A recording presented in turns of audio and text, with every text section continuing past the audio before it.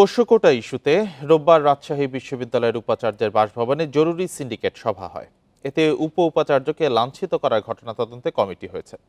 এছাড়াও বিচার বিভাগীয় তদন্ত কমিটি গঠনের সুপারিশ করা হয়।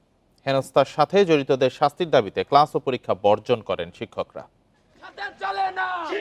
শিক্ষক কর্মকর্তা কর্মচারীদের সন্তানদের ভর্তিতে প্রাতিষ্ঠানিক সুবিধা পোষ্যকোটা ইস্যুতে শনিবার বিকেল থেকে উত্তাল রাজশাহী বিশ্ববিদ্যালয়। এদিন বিশ্ববিদ্যালয়ের জুবেরি ভবনে শিক্ষক ও শিক্ষার্থীদের মধ্যে ধস্তাধস্তি ও উপাচার্য লাঞ্ছিত হন। এ ঘটনার প্রতিবাদে রোববার থেকে কর্মবিরতি শুরু করে শিক্ষক কর্মকর্তা ও কর্মচারীরা।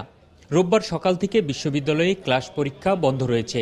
কাজে যোগ দেননি কর্মকর্তা কর্মচারীরা। রোববার বিকেলে জরুরি সিন্ডিকেট সভায় উপাচার্যকে লাঞ্ছিত করার ঘটনা তদন্তে একটি কমিটি গঠন হয়। সেই সাথে বিচার বিভাগীয় তদন্ত কমিটি গঠনের সুপারিশ হয়েছে।